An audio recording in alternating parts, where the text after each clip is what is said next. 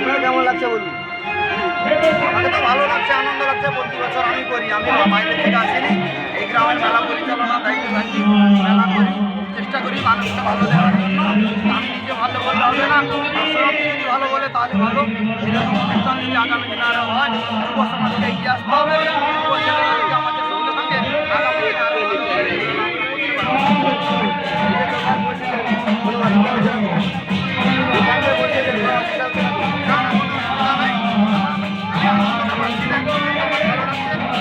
আমাকে যেভাবে চাইছেন সেইভাবেই আছে।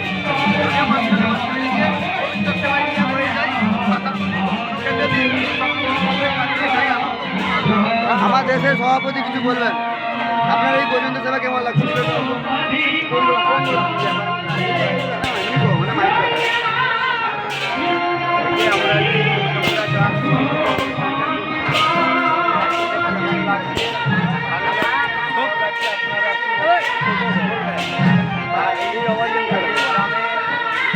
লাইটটাকে